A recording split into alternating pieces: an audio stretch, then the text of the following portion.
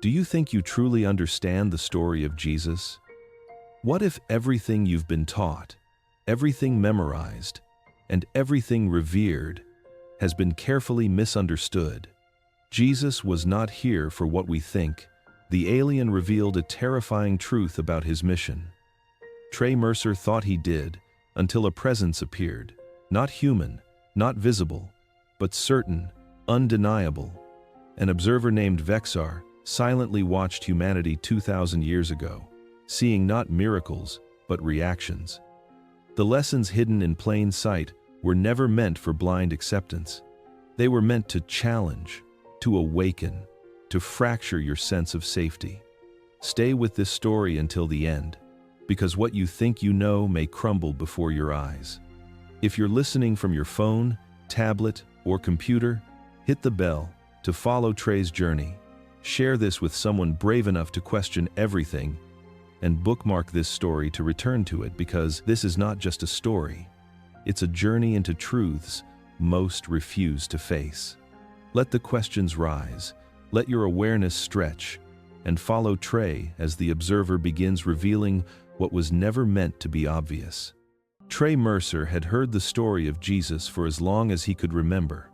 It floated through childhood classrooms, holiday dinners, quiet hospital rooms, and late-night television like background noise that no one questioned anymore. The words were familiar, comforting, worn smooth by repetition. Love your neighbor, forgive, believe, promise of heaven, threat of hell. Over time, the story stopped feeling like a message and started feeling like furniture, always there, never examined. What unsettled Trey was not disbelief, it was the opposite. The sense that something important had been removed, sanded down, hidden beneath layers of explanation meant to make the story safe. He noticed how rarely anyone spoke about change. Not moral improvement, not obedience, but internal disruption. The kind that leaves nothing intact. The kind that does not fit neatly into sermons or slogans. Trey began to notice gaps, questions that were never asked. If Jesus came to save humanity, why did fear persist so effortlessly? Why did people pray for rescue instead of transformation? Why did faith so often feel like anesthesia rather than awakening? These thoughts arrived quietly, usually late at night, when the house was silent and the familiar story echoed louder than it should. He realized the danger was not rejection of the message. The danger was familiarity. Familiarity numbed curiosity. It dulled urgency. It allowed people to believe they already understood something they had never truly examined. The story had become an answer before anyone remembered the question. Trey felt an unease he could not explain, as if the narrative had been repeated so carefully that its sharpest edges were gone, as if the truth had been softened to prevent something breaking inside the listener. The version he had inherited asked for belief but demanded little else. It asked nothing of fear, nothing of attachment, nothing of the structures people hid inside. The more he thought about it, the clearer it became. If the story was truly about rescue, then humanity had failed spectacularly. But if it was about exposure, about revealing something people were not ready to face, then everything suddenly made sense. The confusion, the distortion, the centuries of disagreement. That realization lingered, unresolved, heavy, waiting, patient, watching, closer than comfort allowed. Trey Mercer noticed the change without noticing it. The room did not darken. The air did not move. Nothing arrived. And yet something was undeniably present. It was the kind of awareness that bypassed the senses entirely, settling directly into certainty. He did not look around. There was nothing to see. He simply knew that the quiet had acquired weight. This was not fear. Fear announces itself loudly. This was quieter, heavier, more intimate. Like realizing a thought is not your own after it has already finished forming. Trey felt observed, not from a distance, but from within the same moment, as if the boundaries he relied on had thinned without permission. He searched for explanations out of habit, fatigue, pattern-seeking, memory playing tricks. But the explanations collapsed as soon as they appeared. Whatever this was, it did not behave like imagination. It did not ask to be believed. It existed independently of his consent. The presence did not intrude. It did not demand attention. It waited. That waiting carried intention, patient and unhurried, as though time meant something different where it came from. Trey sensed no emotion, no judgment, no urgency, only awareness, clean, undiluted, unmistakably alert. His thoughts slowed. Not forcibly, but naturally. The way water stills when the wind stops. Ideas that usually looped endlessly simply fell away. In their place remained a single impression. You are being noticed, not examined, not measured, not evaluated, simply noticed. Trey realized something unsettling. The presence had not arrived when he started questioning the story. It had been there before the question ever formed. The question had merely brought him close enough to feel it. That understanding shifted something fundamental. If this awareness existed outside belief, outside ritual, outside language, then the familiar story was not the beginning. It was a response, a reaction, a trace left behind after contact with something far more disruptive. The room remained unchanged. The world continued without interruption. Yet Trey felt the unmistakable sense of standing at the edge of something vast, something indifferent to comfort, something that did not need to announce itself because it had never left. He understood then that silence could speak, that absence could instruct, and that whatever watched did not seek worship, agreement, or fear, only recognition, which was far more dangerous than belief, because recognition changes the one who sees and cannot be reversed. The name did not arrive as sound or thought. It surfaced the way a memory does when it was never learned, yet feels familiar. Vexar. The knowing settled without resistance, as if it had always occupied a quiet corner of Trey Mercer's awareness, waiting for recognition rather than introduction. Vexar was not entering the room. That assumption dissolved immediately. There was no crossing of thresholds, no movement from elsewhere to here. The presence clarified itself as continuous, already woven into the moment Trey occupied. Observer was the closest word, though even that suggested distance Vexar did not require. Trey sensed no curiosity from it. Curiosity implies lack. Vexar lacked nothing. What emanated instead was completeness, a steady attention that neither leaned forward nor pulled back. It watched the way gravity watches, without preference, without interruption, always exerting influence without effort. The realization unsettled him more than fear ever could. If Vexar had always been close, then countless moments had unfolded under that same attention. Childhood doubts, adult compromises, silent choices made for safety instead of truth, none of it hidden, none of it judged, simply witnessed. The story of Jesus shifted again under this understanding. A teacher implies hierarchy. A savior implies rescue. An observer implies exposure. Trey felt the old narrative thinning, its comforting layers peeling away to reveal something colder and more precise. The story was not designed to shield humanity. It was designed to reveal it. Vexar did not speak because speech would have reduced the message. Language softens edges. It offers exits.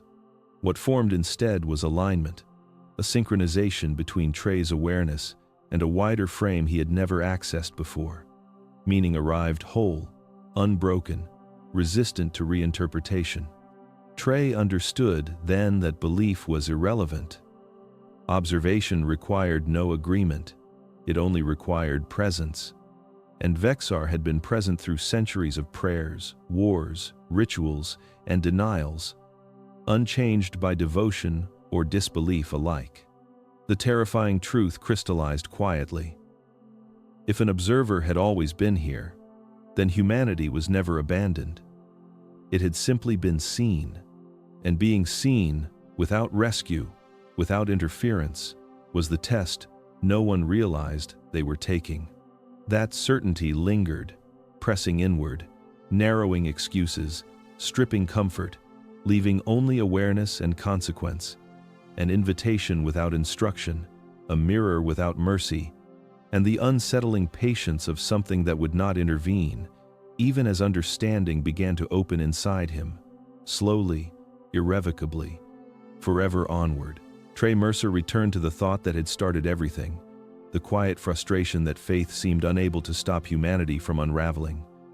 Wars continued, fear multiplied, loneliness deepened, belief flourished, yet cruelty remained efficient and organized. Something in that equation refused to balance. The question formed without sound, without intention, rising from the same place the earlier unease had lived. If faith was meant to save, why did it fail so consistently? The answer did not arrive as reassurance. It arrived as correction. Salvation, as Trey understood it, assumed danger from outside. Rescue implied an enemy, a fall, a mistake requiring intervention. Vexar stripped that framing away effortlessly. The presence conveyed that humanity was not broken in the way it imagined. It was unfinished. Faith was never meant to prevent collapse. It was meant to reveal it. Trey felt the weight of that truth settle slowly. People prayed to escape consequences rather than understand them. They asked for forgiveness instead of awareness. They waited for redemption instead of confronting the structures they kept reinforcing. Faith became a shelter, not a mirror. The observer made something else clear. A mission built around rescue would have required force. It would have overridden choice. It would have eliminated the very conditions under which growth was possible. Salvation would have ended the experiment prematurely. That word, experiment, unsettled Trey more than any accusation could.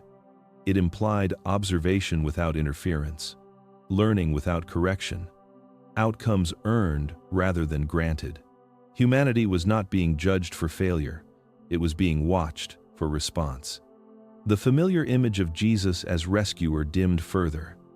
In its place emerged something more disturbing. A figure presenting clarity instead of comfort. A presence pointing inward rather than upward. A challenge rather than a solution. Trey understood now why the message had been reshaped. A truth that demanded responsibility would never be popular. A mission without rescue would terrify those invested in waiting. Faith survived by promising safety. The original message threatened it by demanding change. The wrong question had been asked for centuries. Not why humanity needed saving, but whether it was willing to see itself clearly. That realization settled quietly, irreversible, leaving Trey aware that answers were not coming to protect him, only to expose him.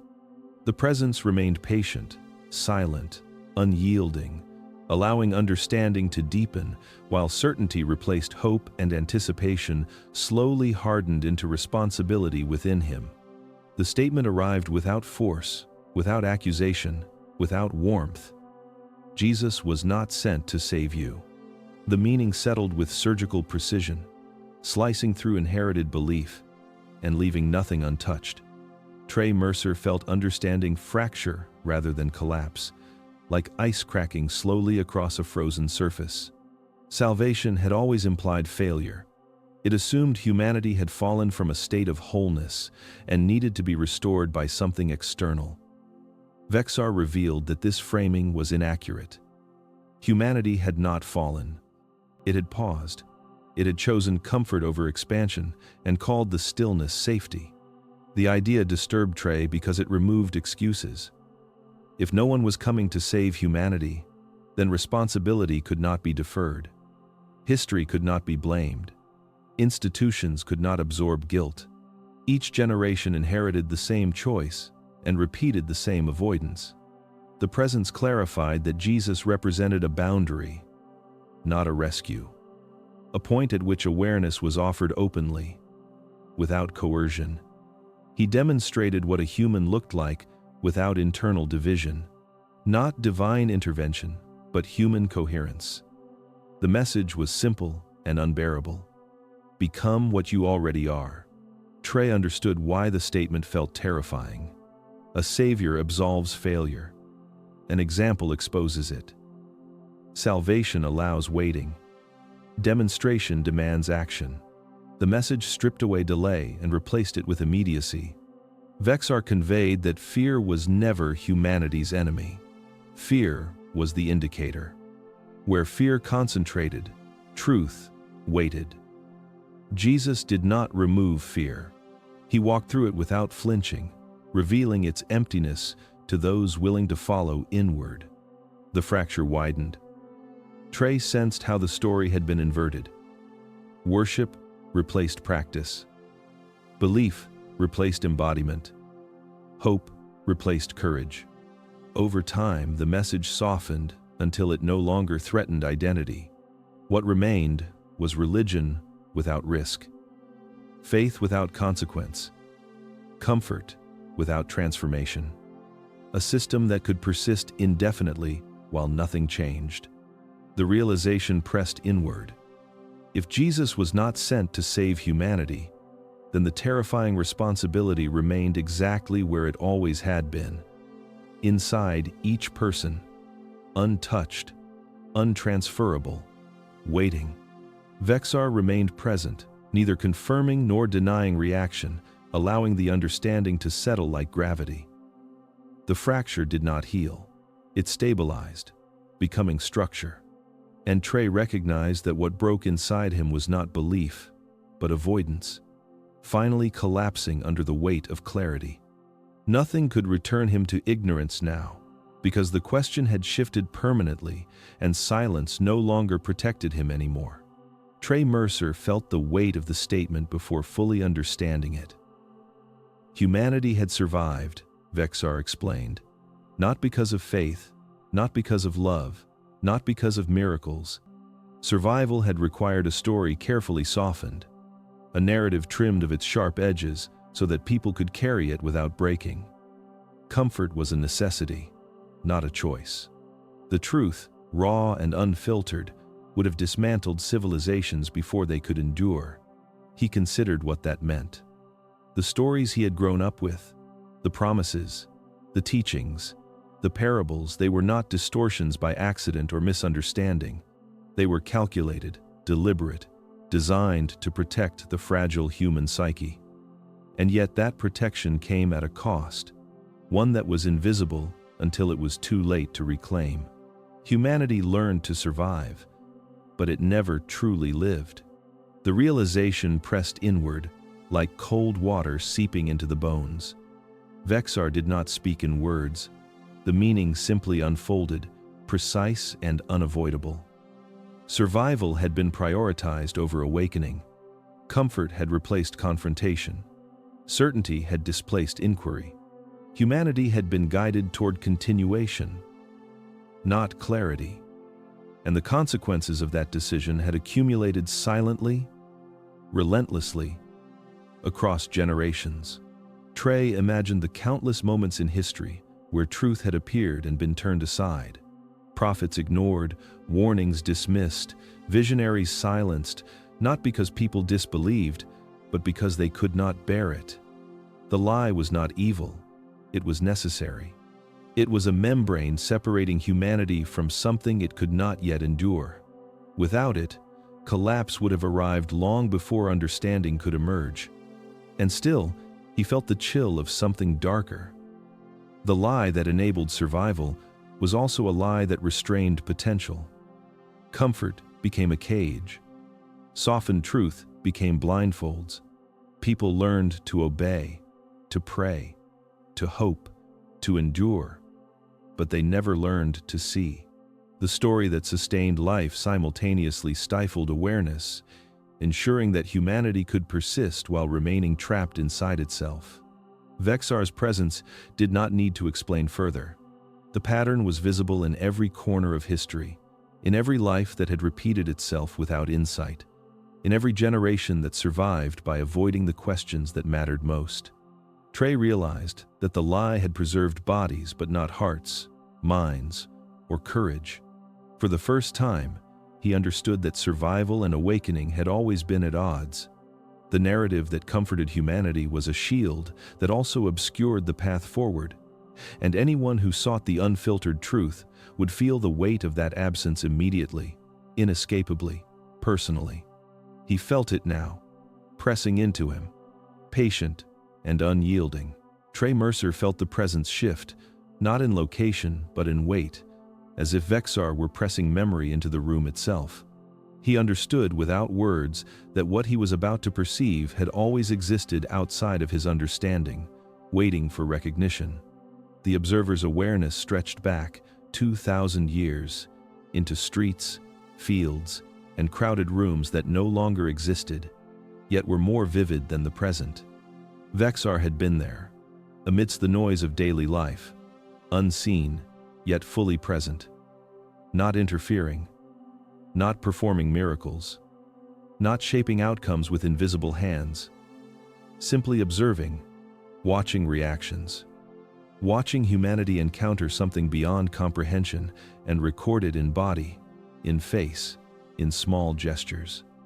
The eyes of those who heard words they did not fully grasp, the confusion, the hope, the fear, the slight shifts in behavior that would ripple across time.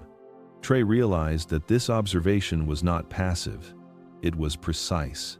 Every glance, every gesture mattered. Vexar did not witness events the way a spectator in a theater does. He witnessed alignment, misalignment, choices made consciously or unconsciously, each leaving a trace in the continuity of human awareness. The observer cataloged not deeds, not miracles, but internal responses, the seeds of understanding, the sparks of denial, the tremors of insight that flickered and faded. He saw, suddenly, why the story had endured in the way it did. The human response was the message, not the actions performed, not the healing, the feeding, the walking. Those were symbols, the reactions were real.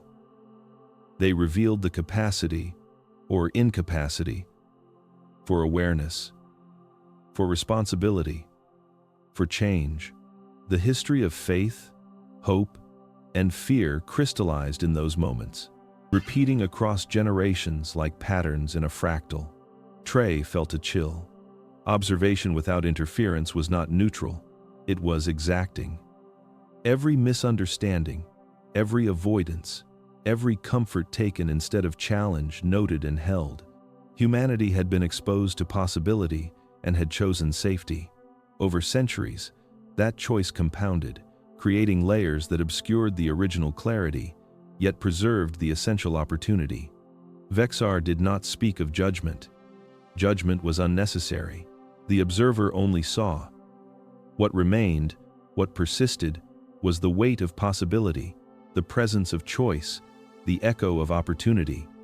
And Trey understood, with a sinking certainty, that the world he believed familiar had always been shaped not by miracles delivered, but by the responses observed. By the humans who chose, again and again, whether to awaken or remain asleep. The memory folded around him like gravity, quiet but inescapable, leaving Trey with a sense of vertigo that reached deeper than understanding, touching something he had never known existed within himself. The air of the streets 2,000 years ago carried more than dust and voices. It carried the tension of expectation, of something unspoken pressing against every rigid structure. Jesus moved through it not as a threat with weapons, not as a challenger with armies, but as a disruption to certainty itself. Authority had long relied on fear to maintain order, to define boundaries, to make obedience feel safe. And suddenly, fear no longer applied. Vexar observed how the closest followers trembled, not from danger, but from possibility. The old rules of survival, the invisible contracts that dictated who could speak, who could act, who could judge, were suddenly irrelevant. Those who had never questioned the limits of life found themselves facing openness, and openness was terrifying. The streets, the homes, the courtyards everywhere was a test of interior stability. It was not the actions themselves that unsettled. Healings could be explained, parables could be ignored, crowds could cheer without understanding. The disturbance came from the absence of coercion. Jesus demanded nothing outwardly, yet he exposed everything inwardly. Power structures felt threatened not because they would fall, but because the people who upheld them might awaken. That possibility, uncontrolled and immediate, was a kind of violence that had no instrument, no shout, no whip, yet it fractured certainty more thoroughly than any sword. Even among those who followed, fear appeared differently. It was not fear of punishment or death. It was fear of seeing themselves clearly, of acknowledging that the life they had constructed for safety had become a cage. Every word, every gesture, every silence revealed alignment or misalignment with truth they had never considered accountable. Obedience became irrelevant. The internal compass, long ignored, now mattered more than survival itself.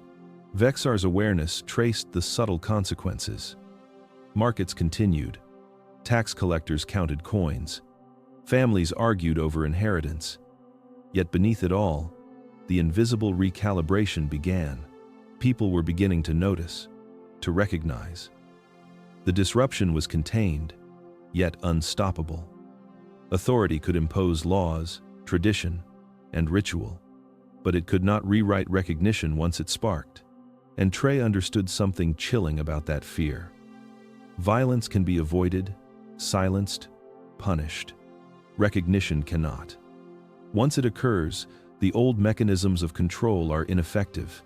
Humanity is free, suddenly and incompletely, and the freedom itself is the most disorienting terror imaginable, because it reveals responsibility, choice, and the weight of life unmediated by lies, comforts, or shields. Understanding arrived not in explanation, but in a weight pressing against thought. The message of Jesus, Vexar revealed, was never meant to be embraced wholesale. Mass acceptance would have signaled failure, not success.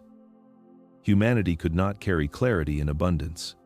Comprehension, unfiltered and uniform, would have destroyed the very conditions necessary for evolution of consciousness. The observer traced reactions across time, seeing faces that leaned in, that nodded, that resisted. Each response was a signal, each hesitation, a confirmation that the structure of choice remained intact. If the teachings had been swallowed without question, if every mind had folded neatly into obedience, the seed of awareness would have withered. The goal was not unity, but activation, not comfort, but confrontation. Trey felt the dissonance twist inside him. Humanity had always sought safety in stories, in ritual, in collective reassurance. The idea that rejection was integral to purpose overturned every assumption about faith, obedience, and morality. Those who resisted were not failures. They were vessels, mirrors, indicators of potential waiting to emerge. Every rejection, every dismissal, every cynical twist of the message preserved the integrity of human agency. Vexar's presence conveyed clarity without words. The paradox was simple and precise. The harder a human struggled to reject the message, the closer they edged toward truth. Acceptance without resistance was inertia. Rejection, when confronted internally, sparked reflection. The act of saying no, of doubting, of resisting, created the conditions for something new to emerge. Faith without friction could not awaken insight. Trey understood the terrifying elegance of it. A mission crafted not for comfort, not for consensus, but for the cultivation of awareness through conflict with self. The message was a tool and a test. The eyes that looked without seeing, the ears that heard without understanding, the hearts that welcomed illusion, all were necessary to preserve the opportunity for awakening. And yet, the weight of this knowledge was suffocating. Humans had been living in a system designed to challenge them continuously without relief. every generation unknowingly measured by its responses, every reaction catalogued, every avoidance noted. Civilization advanced, survived, repeated the same patterns, all under the silent gaze of observation. Trey felt the truth settle like stone in his chest. Jesus was not a savior to be adored. He was a mirror to be resisted, and only through the refusal, the questioning, the doubt that humans naturally applied, could the message fulfill its purpose. Acceptance was the danger. Rejection, paradoxically, was the path forward.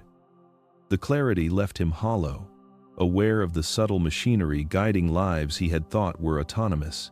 The crucifixion unfolded in the mind of Trey as a revelation, dense and inexorable. It had never been a transaction, never a payment for sin, never an abstract moral lesson. Vexar conveyed that the act was proof, raw and undeniable, of a truth that humanity refused to accept. Death, pain, and injustice were never evidence of failure or divine punishment.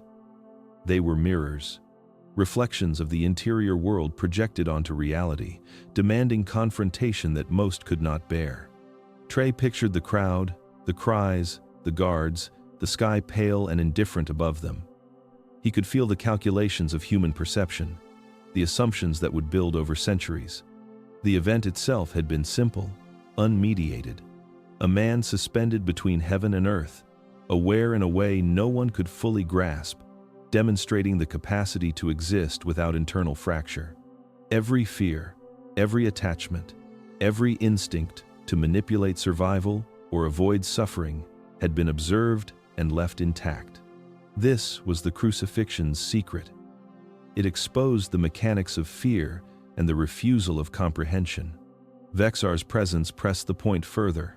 Humanity had interpreted the event as a transaction because it was easier to domesticate the lesson. A story of sin, guilt, and redemption could be packaged, repeated, and taught, controlling perception and behavior without ever challenging understanding. The actual demonstration, courage without defense, presence without retreat, clarity without demand, was too destabilizing. It revealed the impossibility of separating life from awareness, suffering from insight, mortality from meaning. The world had chosen the story that could be repeated safely, ignoring the proof that had been presented. Trey felt the weight of the refusal in himself, in every generation he had inherited. The crucifixion was a template for perception, an unyielding experiment in human interiority. Every misinterpretation, every doctrinal layer added, every ritualized recounting, had been humanity's attempt to shield itself from the terror of recognition. To witness that act fully was to see the internal choices exposed, to acknowledge fear, to confront attachment, to recognize that life and death were inseparable, that nothing external could absolve avoidance. It was a terrifying clarity. The suffering, the apparent injustice, the silence of heaven, were not punishment, they were proof. Proof that most could not bear to see themselves fully. Proof that control, certainty, and safety were illusions. And that the truth of existence demanded engagement beyond obedience or hope. Jesus had not died for humanity. He had demonstrated what humans had refused to confront. The act was a signal, precise and unyielding, catalogued not by records, by memory, or by followers, but by the interior awareness of those who saw and those who refused to see. Trey's chest tightened. He realized that the crucifixion was still happening in subtle forms, in the repeated avoidance and justification of life itself. The lesson had not been understood because humans were not prepared to meet it, yet it waited, recorded, and unrelenting, pressing inward, demanding recognition.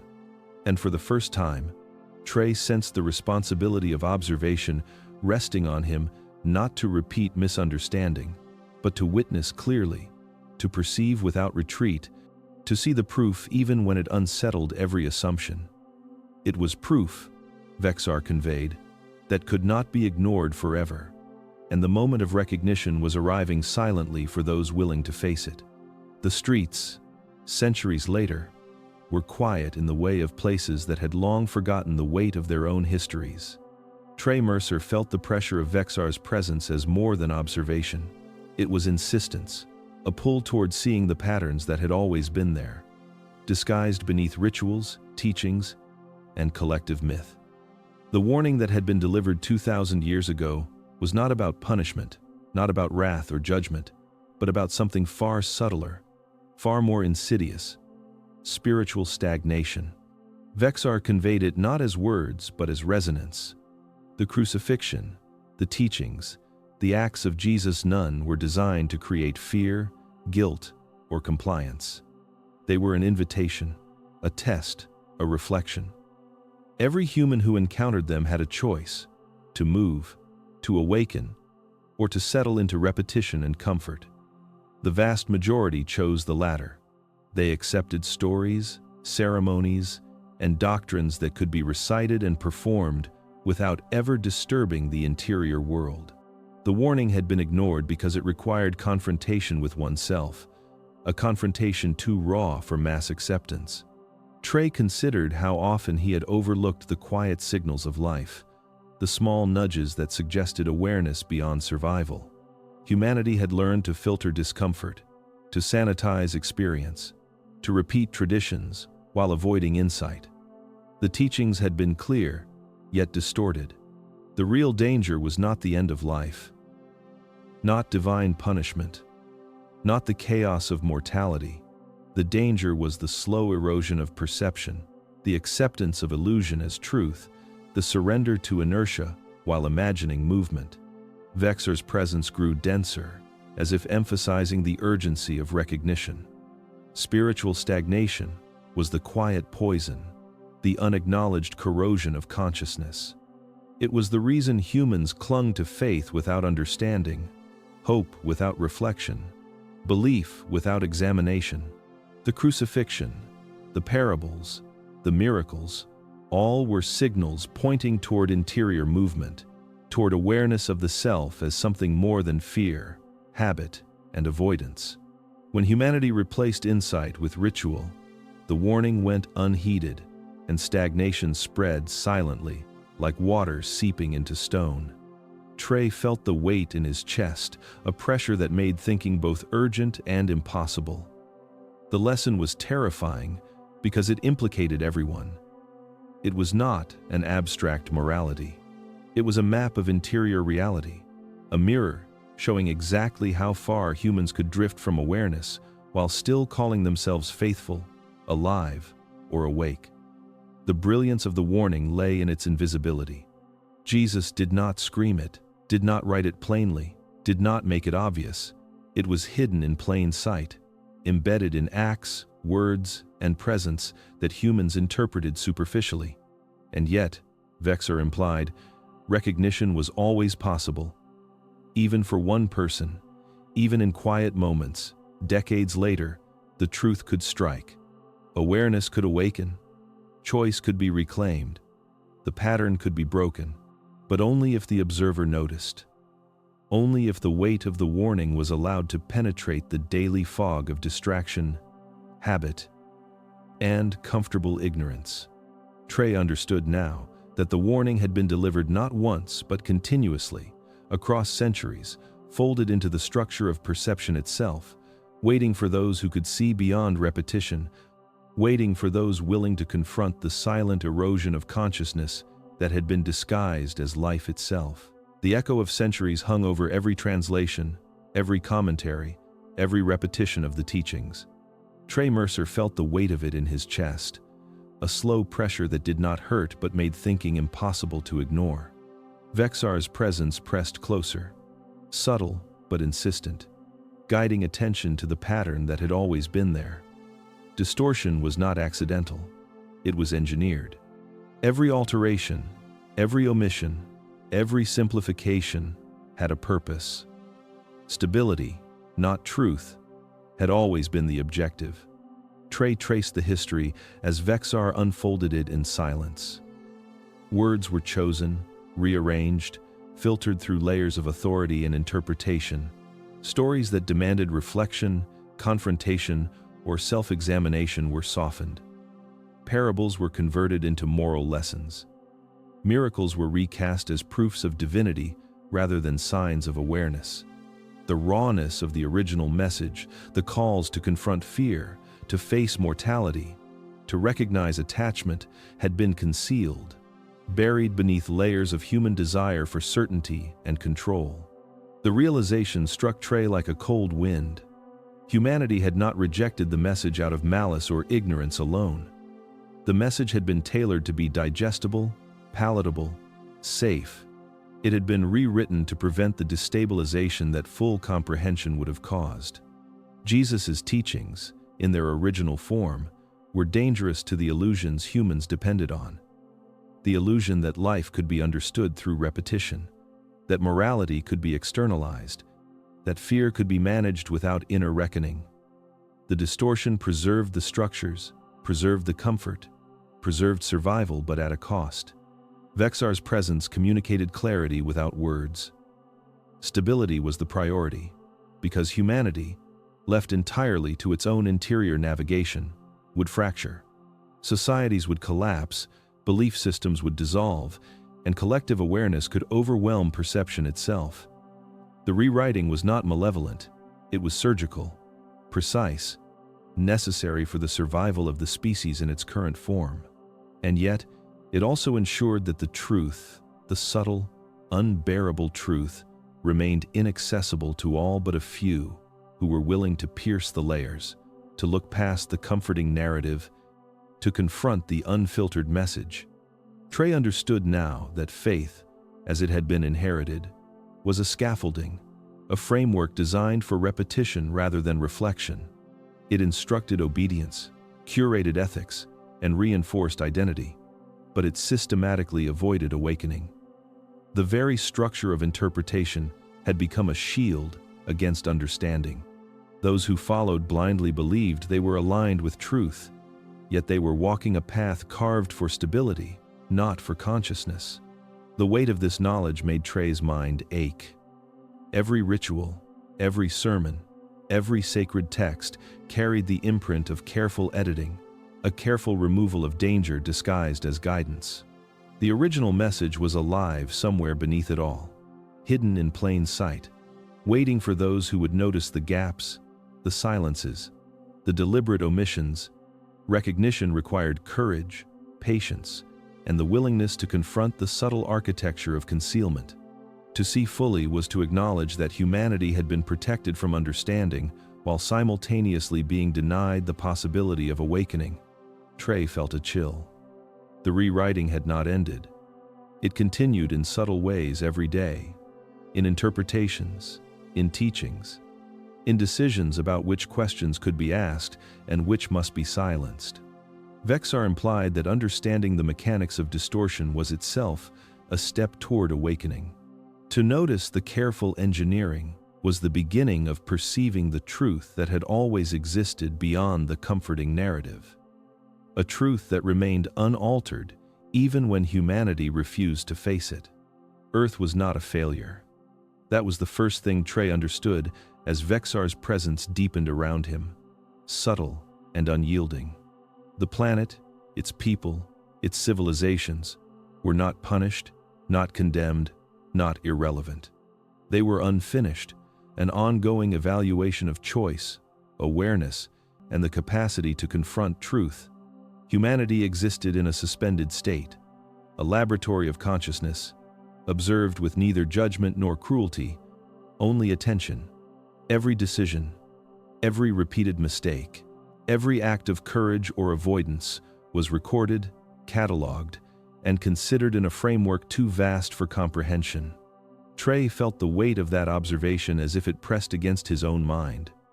Humans had long mistaken suffering for failure, misfortune for punishment, death for the end of accountability. But Vexar's presence suggested otherwise. Every event, from the smallest hesitation to the collapse of empires, was a reflection of the interior landscape of those involved. The planet was alive not in the mechanical sense of weather or motion, but in the ongoing choices of its inhabitants. Consciousness itself was being tested, and the results were subtle, cumulative, imperceptible to those within the system, yet decisive from afar. Vexar conveyed that the experiments were relentless. Every human interaction, every belief constructed, every attachment maintained or relinquished was data. The patterns of fear, hope, avoidance, and courage were mapped, measured against a threshold that humanity was slowly approaching. The results were not binary. They were gradients, probabilities, potentialities. Survival was not guaranteed. Awakening was not ensured. The evaluation was ongoing, and the consequences were internal before they ever manifested externally. Trey reflected on the implications. If Earth were a test, a living assessment, then everything that had been called history, religion, morality, and law was part of a larger mechanism. Failures were not failures in the moral sense, but feedback. Calibrations in a system that measured depth of insight rather than surface obedience. The illusion of permanence, of stability, of control had been the primary obstacle to perception. Every structure, every institution, every narrative that humans built to manage life had unintentionally masked the true evaluation. It was not about comfort. It was about awareness and the capacity to confront reality without avoidance. Vexar's presence shifted, emphasizing subtlety. Humanity's progress had always been uneven, fragmented, misunderstood. Those who glimpsed truth and rejected it were no less observed than those who followed with blind faith. The metric was interior. The metric was willingness. Each generation added data to the ongoing assessment, yet no one generation could see the totality. Only the observer could comprehend the scale. Trey realized the implication of this. Humanity had never been abandoned. It had been measured, held in careful balance, challenged continuously. Not for punishment, not for reward, but for the potential of self-realization. Every ritual, every moral code, every act of devotion was simultaneously a distraction and a mirror. Those who noticed the mirror, who felt the reflection without turning away, were moving closer to understanding the evaluation. Those who turned away, however, were still part of the same process, their choices registering, their avoidance catalogued, their potential still active. The scope of the observation pressed on Trey's awareness. It was exhausting and exhilarating, terrifying and undeniable. Humanity was unfinished, not in error, but in process. The crucifixion, the parables, the teachings, the repeated distortions, everything was part of this ongoing evaluation, encoded as examples, tests, and invitations to awaken. Vexar's presence left no question unanswered in principle, only in timing. Recognition could occur at any moment, but only when the interior threshold had been met. And as Trey sat in silence, he felt the pressure of the cumulative choice of every human life, stretching across time, weighing on the present, and demanding awareness of the truth that had always been there, quietly, unrelentingly, waiting for those who were ready to see. Faith had been simplified over centuries. Trey Mercer felt the weight of that simplification pressing against the contours of his understanding. Belief had been distilled into rituals, recitations, and symbols, offering comfort without risk. Transformation required confrontation, reflection, and courage. It required an unflinching gaze into one's own contradictions, attachments, and fears. Humanity had chosen the easier path. Faith became a substitute for responsibility, a shield against the interior labor that true awakening demanded. Vexar's presence, ever patient, conveyed the consequences without words. When belief replaced responsibility, the interior world stagnated. The mind could perform piety, repeat prayers, observe ceremonies, and appear virtuous without ever encountering the discomfort of awareness. The heart could speak of love while remaining tethered to fear. The soul could recite commandments without confronting the impulse to ignore, manipulate, or avoid. Humanity built elaborate structures around this substitution, each one reinforcing the pattern. Schools, temples, governments, communities, all systems designed to preserve the ease of belief and suppress the necessity of responsibility. Trey understood, with a subtle horror, that this choice had cascading effects. Moral and spiritual stagnation was reinforced not just individually but collectively. When transformation was optional, society could perpetuate ignorance, cruelty, and inertia under the guise of obedience. People lived in the illusion of alignment while their interior reality diverged, fragmenting consciousness from action. Ritual masked emptiness. Prayer masked fear. Ceremonies masked avoidance. The teachings of Jesus had been meant to provoke, to disturb, to awaken. But when belief replaced responsibility, the provocation became inaudible. It was heard only faintly, like a bell muffled beneath stone, by those who chose to listen beyond repetition. Vexar suggested that the substitution was not malicious, it was practical. The full force of interior awakening, untempered, could destabilize communities, ignite fear, and dissolve the very mechanisms that allowed survival. Belief was a compromise, a temporary preservation of the species' capacity to endure. Yet, that same compromise imprisoned insight, and generations passed in quiet submission to comfort, rarely confronting the internal truths that would demand courage, action, or change.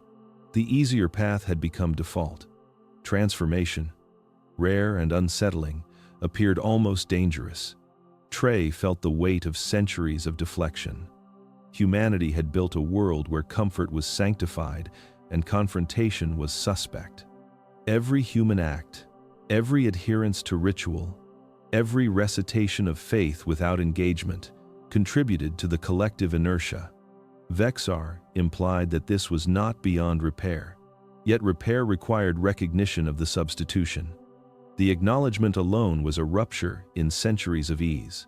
Trey realized that the crucifixion, the parables, the miracles, and the presence of Jesus had been engineered to provoke interior responsibility.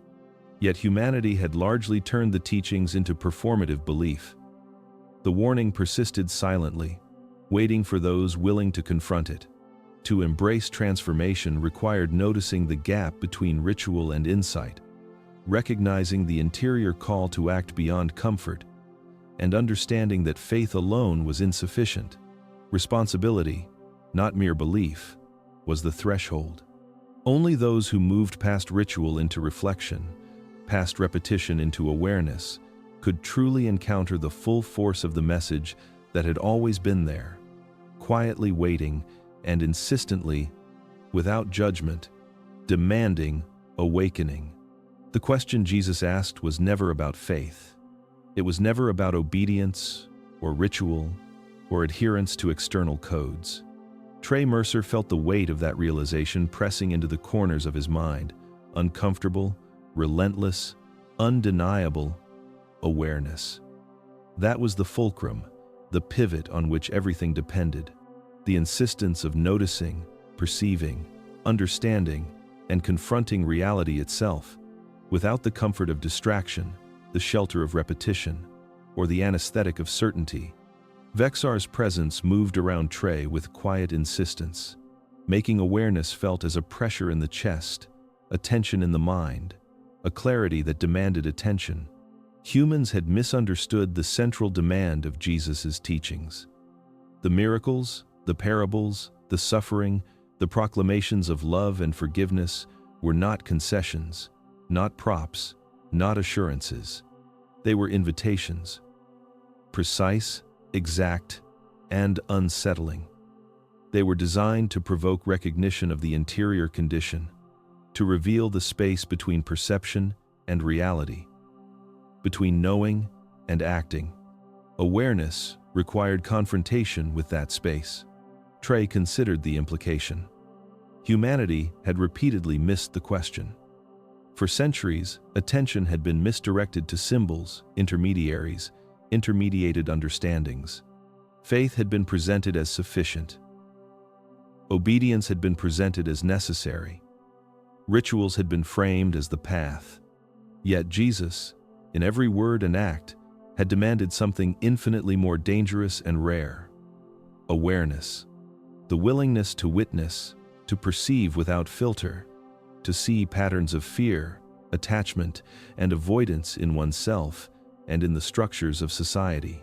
To acknowledge the truth of impermanence, of suffering, of the subtle decay of inattention, and to do nothing less than face it fully. Vexar emphasized that awareness was inherently destabilizing. When humans truly perceived, they could no longer rely on illusions of permanence or safety. The interior world, if confronted without preparation, could fracture, leading to confusion, despair, or transformation. The teachings had been precise because they targeted that fragile interior threshold.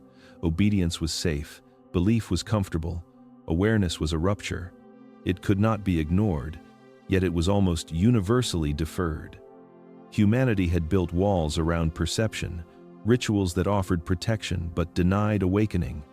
Trey sensed the tension between what had been observed for 2,000 years and what was being revealed to him now. The crucifixion, the miracles, the parables, the enduring stories, they were not endpoints. They were provocations, signals, markers to awaken attention. The real question, unspoken but present in every act, was a challenge to interior vigilance. Did the observer, did the individual, notice? Did the consciousness engage fully? Did it respond with insight rather than habit? Vexar made it clear that the failure to perceive was not accidental.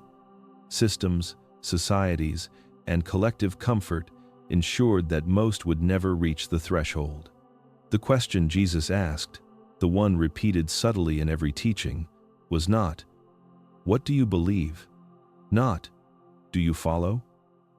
It was, "Are you aware? Are you awake to the currents beneath your perceptions? The layers beneath your daily repetitions? The interior realities you habitually avoid?" To answer truly required presence, and presence required courage, and courage required recognition that the familiar world, the safe world, was insufficient.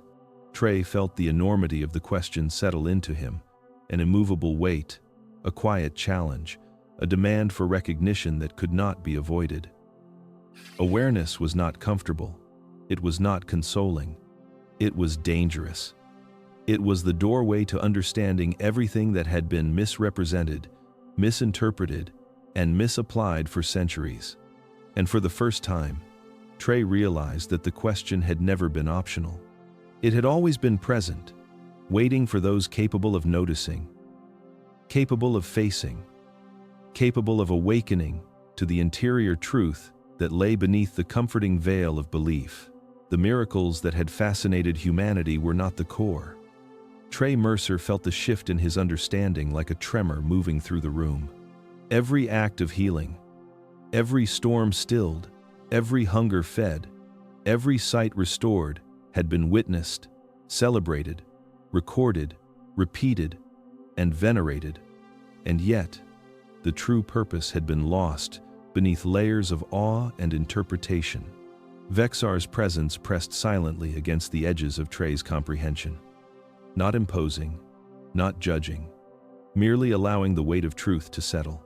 Miracles, Vexar explained, were a mirror held outward. They drew eyes away from the interior, from the confrontation with one's own fear, attachment, and denial. Humanity could marvel at the extraordinary, at the bending of reality, and in that marvel, feel secure. The gaze was lifted, focused on what could be observed, what could be measured, what could be repeated in stories and rituals. And while attention remained outward, the inner life, the unexamined interior world, continued its quiet decay. Observation replaced introspection, wonder replaced confrontation, and the lessons designed to fracture perception were muffled beneath applause and ritualized retelling. Trey considered the implications. For centuries, the extraordinary had obscured the ordinary. The interior threshold, the space between perception and action, the subtle courage to notice without distraction, had been left unexamined. Humans learned to worship the outcomes rather than confront the processes that produced them. They learned to revere the spectacle rather than engage with the raw, unsettling challenge of self-awareness, healing the body, feeding the crowd, calming the storm. These were triggers, signals, invitations to awaken attention. Yet humanity had consistently turned attention outward. The inner transformation that was the real goal went unnoticed. Vexar made no accusation. The distraction had been necessary, practical even. Humanity was fragile. The sudden confrontation with interior truth could destabilize entire communities, incite fear, and render comprehension impossible. Miracles provided a buffer, a way to survive the presence of an incomprehensible teacher. They offered awe in place of insight, engagement with spectacle instead of engagement with the self. The eye moved outward, the heart remained untested, and the consciousness continued in habitual repetition. Trey felt the weight of centuries pressing on the present moment. Each miracle, each story repeated in classrooms, sermons, and sacred texts, had been an invitation to notice. And yet the invitation had been misunderstood, reduced to spectacle and faith. Awareness remained optional, delayed, deferred, often ignored entirely. The extraordinary concealed the ordinary challenge, the interior task, the subtle demand for responsibility over ritual. Vexar suggested that this was not failure but design. Humanity had needed the outward focus, the awe, the wonder, to maintain coherence, to survive long enough to reach the threshold. The risk had always been interior. Too much confrontation too soon could shatter, could fracture, could destroy. The miracles were a veil, and the veil had been effective. Most never removed it. Those who did found the question beneath, sharp, unyielding, waiting. Trey realized that the real work, the true confrontation, had always been hidden behind what the world called extraordinary. The outward marvel distracted, delayed, and softened the blow of recognition. The teaching, subtle, precise, relentless, waited quietly. The miracles had never been the lesson. They had been the signal. And the lesson had always been to turn inward, to confront the interior truth that spectatorship could never reach. The awareness that demanded nothing less than full attention and unflinching courage. The moment had been subtle, almost imperceptible, yet it shaped everything that followed. Trey Mercer felt the weight of it settling over his consciousness like a slow fog, thick and heavy. Guidance, he realized, had never been intended to dominate. It had been precise, careful, delicate, a whisper of possibility, a gentle prod toward awareness. Yet somewhere along the trajectory of history, the message had shifted. It had become a tool wielded to control rather than awaken, to enforce compliance rather than illuminate understanding. Vexar's presence lingered near him, neither invasive nor absent, allowing the recognition to unfold without mercy, without comfort. Power had always sought to preserve itself. Authority, structure, and fear had reframed the teachings to suit the convenience of the many who preferred predictability over transformation. The words of Jesus, once an invitation to confront interior reality, had been converted into codified rules, rituals, and rewards for obedience. Miracles, parables, even love itself had been repurposed as instruments of influence, examples to inspire fear or devotion rather than vehicles for awareness. Trey could sense the distortion, layer upon layer, centuries of human interpretation bending the original intention into something familiar, safe, and manageable. Vexar explained that the transformation was not necessarily malicious. It was a survival tactic. a way to prevent humanity from fracturing under the weight of truths too destabilizing for a species unprepared. Control had been inserted into the equation where courage, insight, and vigilance were required. The interior task of confronting one's own fear, attachment, and avoidance had been replaced with outward observance. The responsibility that had once been the heart of the message was outsourced to authority, to intermediaries, to prescribed behaviors. Humans learned to follow, to believe, to perform, and to defer, awakening to others rather than engage directly with the disquieting interior work. Trey could feel the subtle power dynamics shaping every story, every text, every retelling. Guidance had been flattened into a hierarchy of interpretation. The original lessons, which were designed to fracture perception and provoke questioning, had been softened into comfort and conformity. Obedience replaced awareness, repetition replaced discernment, and ritual replaced courage. The energy of the message was no longer alive in most hearts. It had been siphoned into institutions, into practices, into authority figures who could control interpretation. The realization unsettled Trey deeply. He understood now that humanity had long confused management for enlightenment. The tools that should have liberated consciousness instead contained it. The teachings were no longer a mirror to see one's own interior world. They had become a set of instructions to mold it according to collective convenience. Vexor observed, silent, letting the truth settle without explanation. Trey felt the weight of the centuries, the accumulated misdirection, the slow erosion of the original purpose. Yet within that recognition, there was a spark, fragile but persistent. Trey saw that the message still contained the potential to awaken, if perceived correctly. If attention returned inward, if the spectator stepped beyond the script, if the consciousness confronted itself rather than deferring to authority, the tool could be restored to its original function. The shift from guidance to control was reversible, but only for those willing to endure the unease, to confront the interior dissonance, and to reclaim the lesson that had been obscured for millennia. Trey Mercer understood then that he was at a threshold. The past, the distortions, the centuries of control were present, but they did not have to define him. The teachings remained potent, hidden beneath the layers of human convenience, waiting for those willing to see clearly, to endure discomfort, and to face the interior reality the world had long avoided. Vexor's presence was steady, unyielding, patient. The tool could be returned to its true purpose, but the work, the courage, and the awakening depended entirely on him. The explanation came slowly, like gravity settling over water, not as words but as awareness. Trey Mercer felt it pressing against the edges of his understanding, insinuating itself into corners of thought he had long neglected.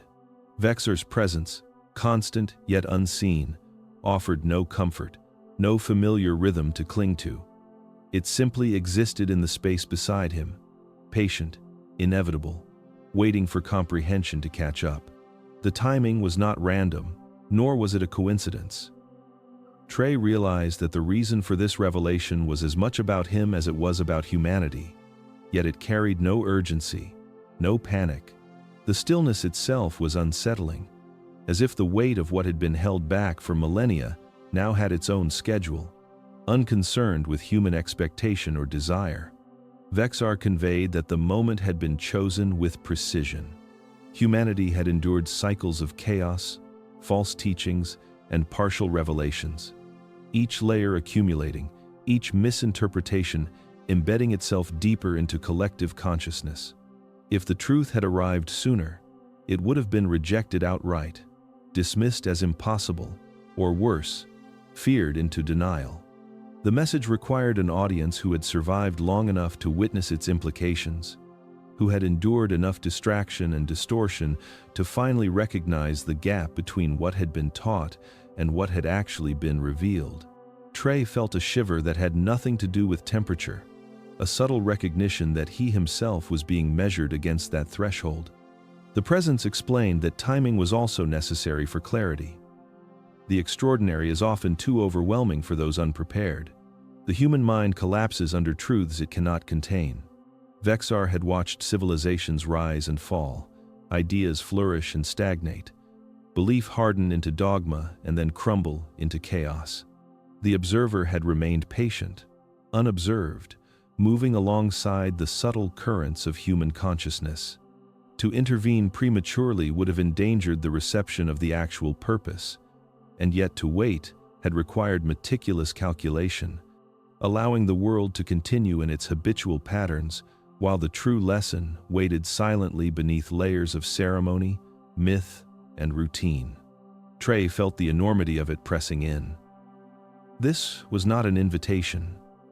It was an acknowledgement of inevitability. The observer did not ask permission, did not plead, did not threaten. It merely disclosed the reasoning behind the delay, the deliberate orchestration of revelation, and the consequences of human inattention. The timing was cruel in its indifference, precise in its inevitability, terrifying in the knowledge that humanity had been dancing for centuries on the edge of comprehension, blind to the instruments guiding them, unaware that every misinterpretation, every deflection, had been a necessary prelude. Vexar's presence allowed Trey to sense the unfolding layers of preparation, the invisible scaffolding of history built to support comprehension when the moment was finally right. The observer's timing was a mirror to human readiness, a reflection of interior awakening rather than exterior circumstances.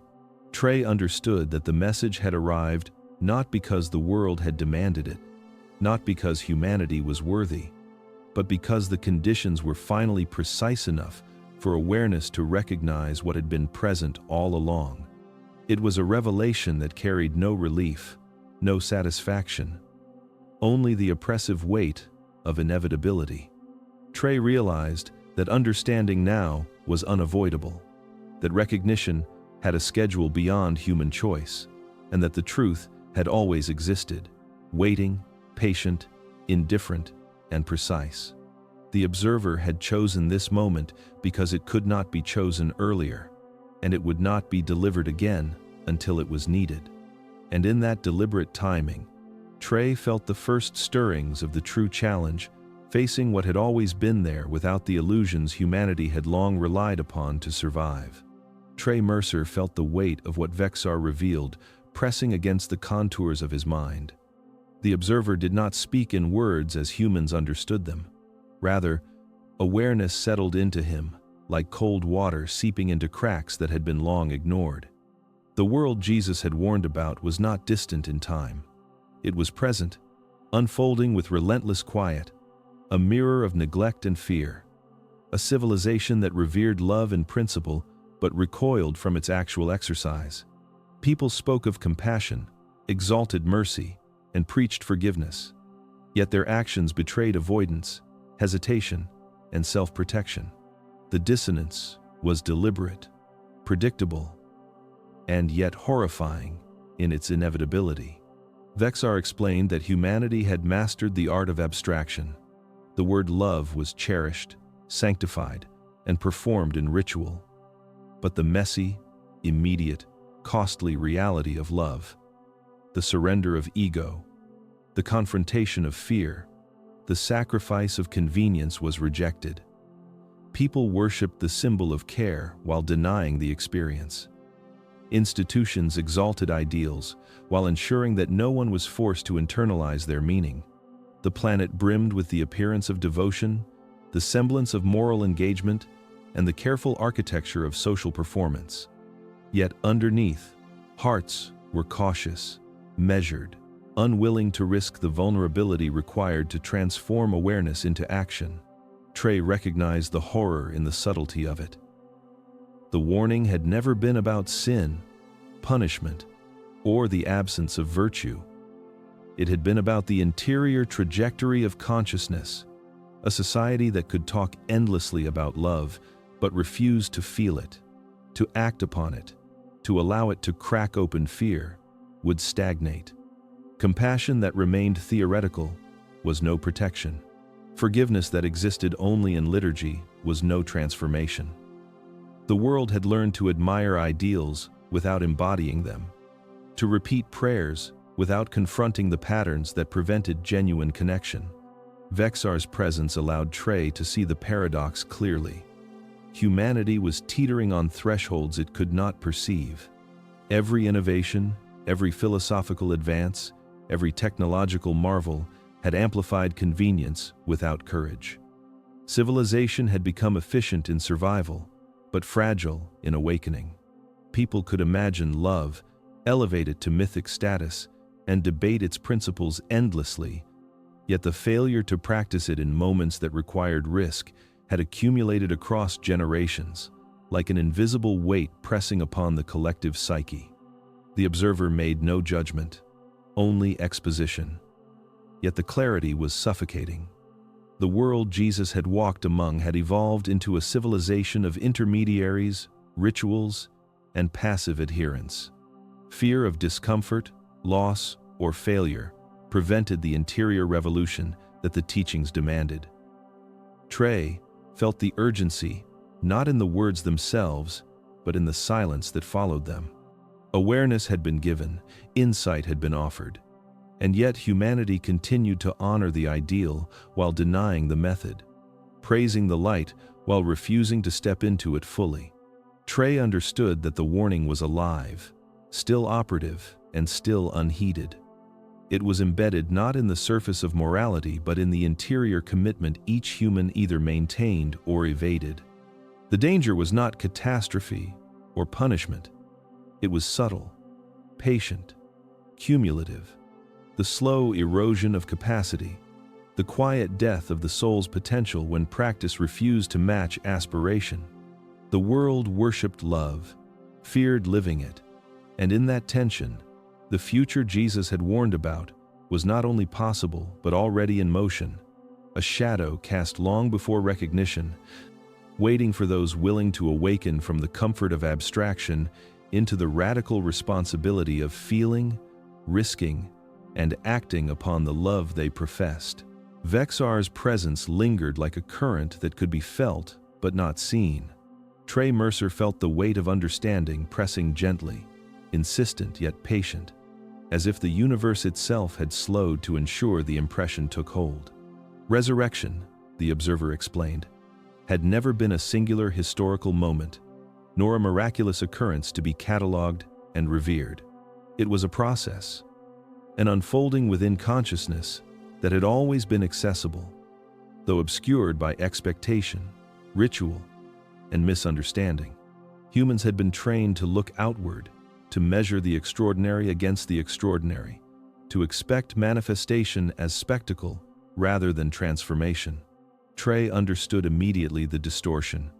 The crucifixion, the tomb, the rising of the body, all had been observed, recorded, and mythologized, yet what had been missed by the millions who later wrote, preached, and theorized was the interior pattern.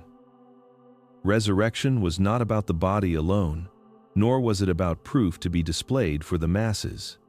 It was about emergence, the breaking of self-imposed boundaries, the expansion of awareness beyond habitual limitation.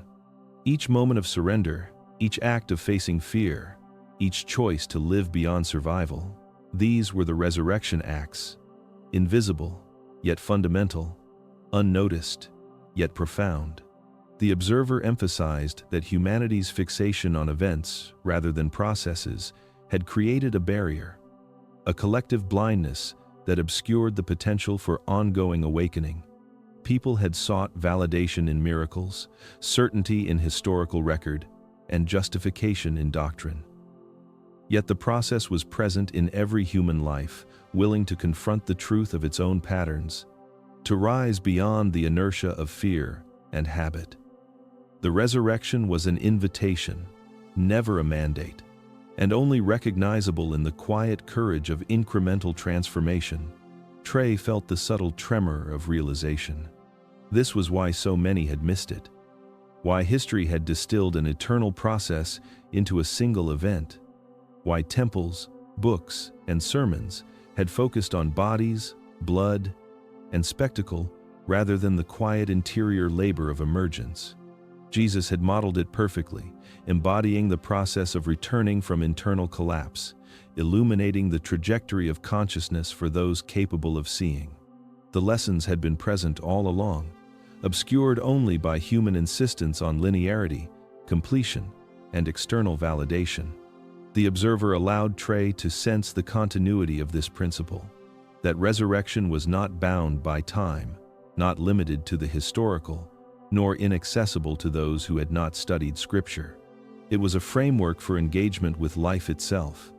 Every moment of insight, every act of courage, every surrender to the uncomfortable truth of self-awareness was a small resurrection, a tangible return to wholeness in a world habituated to partial living.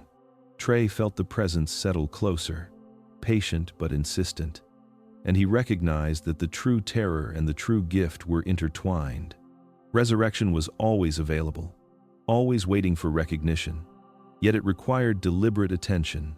The process demanded honesty, persistence, and willingness to confront the hidden fissures within the psyche. The observer's message was clear.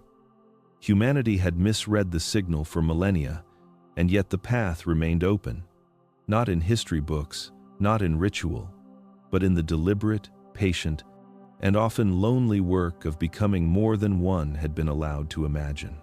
In that quiet revelation, Trey felt the first stirrings of understanding, that the end had never been the point, and that what Jesus had revealed was accessible now. In every breath, every choice, every act of courage to rise within. Trey Mercer felt the presence of Vexar pressing gently against the edge of thought, a weight that did not overwhelm but demanded attention. Agency, the observer explained, was not a birthright fully realized.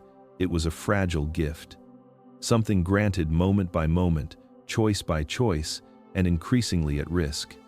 Humanity had walked a narrow path for millennia, and the path had grown narrower, not by force of external oppression, but by the accumulation of avoidance, fear, and distraction. The choices that defined existence had always existed, but most had stopped noticing them, living instead in a series of reflexive actions, habits repeated until they became indistinguishable from life itself. The world had forgotten that agency required courage, required engagement with the unknown, required the willingness to be uncomfortable in ways that might alter everything. Every day, people chose comfort over insight, routine over transformation, safety over authenticity. These were not small choices. They were the daily fractures in collective consciousness, the invisible erosion of capacity that left humanity teetering on thresholds it did not recognize. The choice to awaken, to act, to truly know oneself and the implications of existence remained open, but fewer were willing to step onto that precarious edge. Vexar did not frame this as judgment. Observation was not condemnation. Still, the weight of clarity settled into Trey, as if he could feel the gravity of all those who had ignored the choices before them. History had become a mirror, reflecting repeated patterns of hesitation, distraction, and the refusal to confront discomfort. Civilizations rose and fell not merely because of war, famine, or disease, but because of the quiet surrender of interior responsibility. Humanity had been given a design, a trajectory that could elevate it beyond survival, beyond repetition, beyond the small calculations of comfort and fear. Yet that trajectory was ignored more often than not, left to gather dust in the corridors of forgetfulness. The observer allowed Trey to feel the tension in the present moment, that the choice remained, but that time was thinning.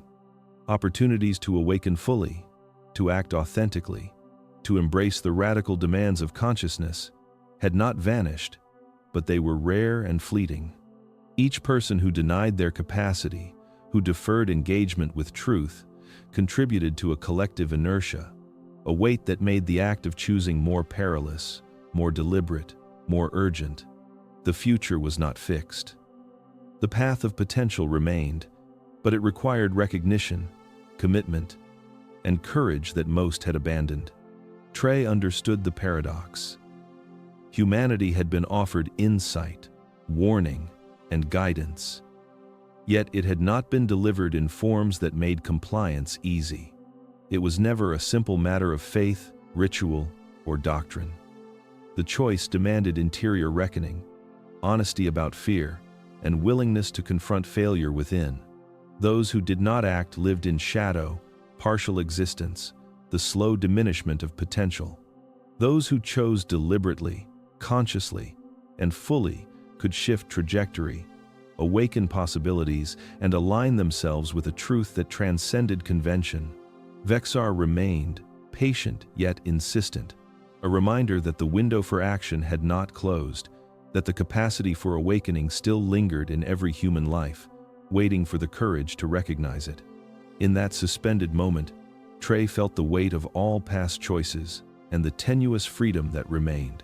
The choice had not ended, and perhaps it never would, but the urgency was absolute, and the consequences, though invisible, were profound. The present was alive with potential, and the observer's presence reminded him that in every heartbeat, every thought, every act, the possibility of awakening waited, fragile and waiting, ready for those brave enough to claim it. The room seemed to breathe around Trey, the ordinary walls folding in on themselves as if space itself was attentive. Vexar's presence was not a presence in the way humans understood. It was certainty, a gravity pulling perception into sharp focus. The observer's explanation had left Trey with an ache, a mixture of awe and dread, the kind of weight that could not be shrugged off or ignored. Humanity, Vexar insisted, would not recognize this truth, not because it lacked intelligence or virtue, but because it had never been prepared to see fully. People could only bear fragments, stories dressed in comfort, parables that softened edges and transformed inevitability into hope or fear. They had built entire civilizations around the safe interpretation of suffering, the polite arrangement of morality, the illusion of choice within boundaries carefully prescribed. This was why the message of Jesus, as it truly existed, could never be universally accepted. Its clarity was too sharp, too demanding. Acceptance required a confrontation with the self, with the countless corners of fear and avoidance that had calcified over centuries. To fully understand, to internalize the warning, was to dismantle those familiar structures, to surrender the habitual defenses that had quietly dictated every action. Vexar's certainty pressed into the chest like cold stone, reminding Trey that awareness was not benign. It required engagement without compromise, a willingness to look at one's own life as though it were a mirror reflecting every evasion, every calculated distraction, every choice deferred out of cowardice or comfort. The timing of revelation, Vexar explained, had always been deliberate. Humans could not be forced into understanding. They could be guided, observed, influenced, but comprehension was always contingent on readiness, and readiness was rare. Mass acceptance would not signify success. It would signify failure, a misalignment with the purpose of the message itself. The truth was a scalpel, not a balm. It cut, it exposed, it stripped away illusions without mercy. To dilute it, to wrap it in ceremony or rhetoric, was to render it impotent, to transform potential awakening into ritualized adherence, a shadow of its original force. Trey felt the pattern unfold around him, stretching backward into history and forward into possibility. The cycles of misinterpretation were not random. They were inherent. Every generation reshaped the message to fit the tolerances of belief. Every leader and prophet layered their own survival strategies onto it.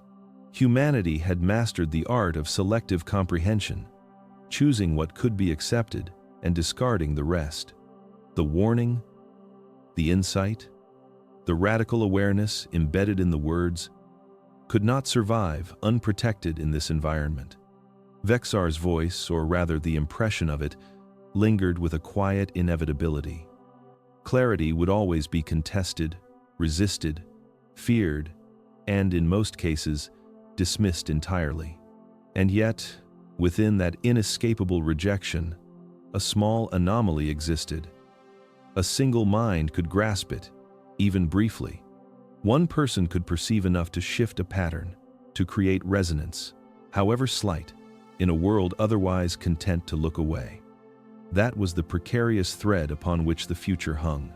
Trey understood, as he had not before, that the struggle was not merely for truth but for the courage to confront it alone, and the quiet endurance required to hold what others refused to see. Vexar receded slightly, leaving only the echo of certainty, a reminder that rejection was inevitable. Yet the potential for awakening persisted in the smallest, most fragile spaces, waiting for those willing to endure the unbearable weight of seeing. The air carried a weight that had nothing to do with temperature or pressure. It was expectation, dense and deliberate, pressing against perception in a way that demanded attention.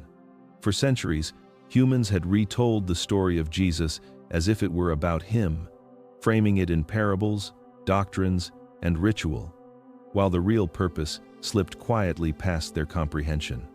Vexar had observed the patterns, the way the narrative was co-opted, simplified, and sanitized to fit the tolerances of collective fear.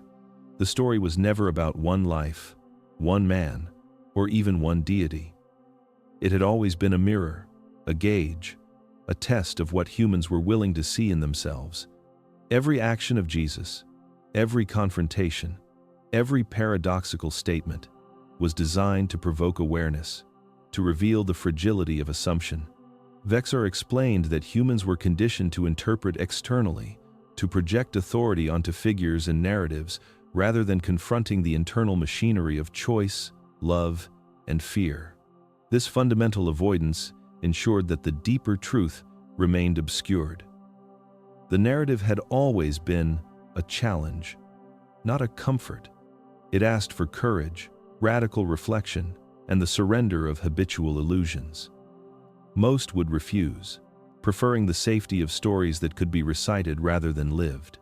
The crucifixion, resurrection, and every miracle were not endpoints but signposts, invitations to recognize patterns within oneself. Humanity's failure was never in misunderstanding Jesus. It was in refusing the confrontation his life demanded. To engage fully was to risk destabilization, to face the layers of avoidance, the quiet compromises, the small betrayals of the self that compounded over a lifetime.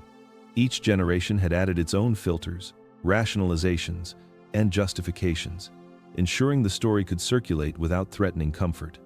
Civilization thrived on that protective distortion, mistaking the shadow of wisdom for wisdom itself. Vexar's presence, persistent and unwavering, made one truth unavoidable. The story was always about what humans refused to become, the potential they ignored while clinging to safety.